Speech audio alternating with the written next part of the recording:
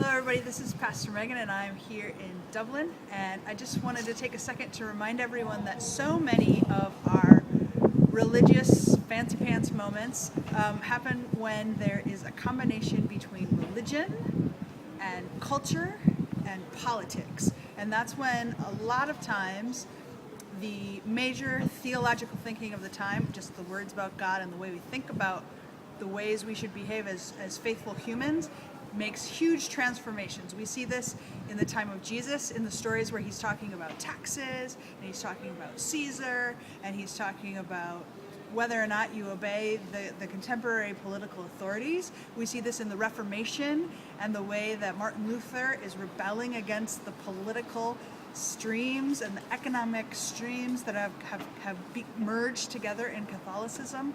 We see this in the United States through the Great Awakening. And here in Ireland, one of the major moments where you see these changes happens around the time of the potato famine. Trust me, you don't want to believe me when it comes to numbers. So look up the dates of the potato famine.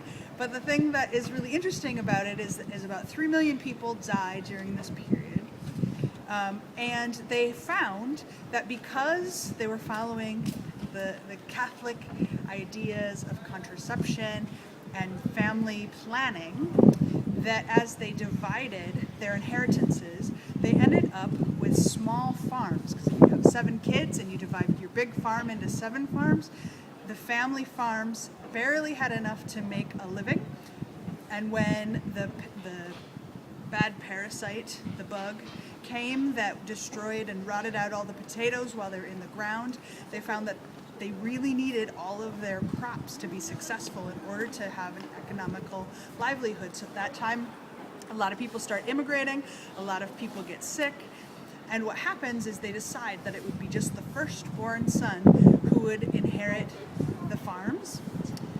And what that meant was it became very advantageous for those oldest sons to wait until they got married.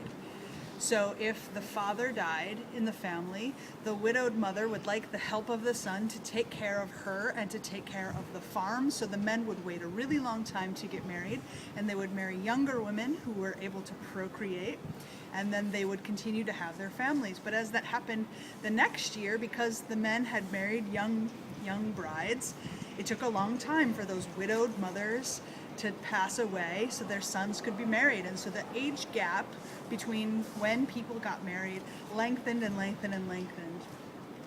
So you have this period after the potato famine when there are a lot of unmarried people, right? Either because they get married later in their age or because they just choose not to get married. So at the same time, while you might think that the single folk would increase their disobedience to the ideas of Catholic contraception and family planning, you actually find a decrease in illegitimate children. And the nice thing is that if you're preaching how fantastic it is to be a virgin or to be celibate or to be of the priestly class, if you're preaching something that is true of a lot of people's lifestyle, it becomes popular. We see this in the United States with the prosperity gospel, where people preach that it's fine to have as much money as you want. It's great. It's a sign of God's advantageous nature and joyous embracing of your personhood, and that you're doing things right, that you have a lot of money. So if you preach what's popular, people will get really excited about it. So here's the thing. During times when people are really concerned about the abuse of power and authority, it becomes really popular to disobey culture, to disobey politics. And during times when the religious voices are able to say, "You're awesome, everybody," religion gets really exciting. Right now, in American religion, we're at a time where we don't know what we're up to. Does religious culture want to say people are awesome?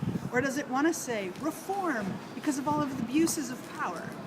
And when we're in that struggle, it's hard for people to embrace religion. It's hard for people to feel like they can live their lives and God can affirm them exactly the way that they are. So here's the question. Which direction are we going to go? What's the future of our faith? What's the next thing that's going to happen with politics and the economy that's going to shift religious understanding? And what are the moments where we need to be truly prophetic and not just preach, woohoo, whatever you're up to, God likes that too, to help people become better and stronger and more compassionate in the world?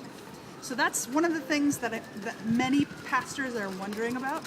When do I push my congregation? When do I hug my congregation? And when do we just throw up our arms and weep together because some sort of natural disaster happened and we're all mourning together? So let's just think about those things out loud. And I'll see you later on our trip into Ireland.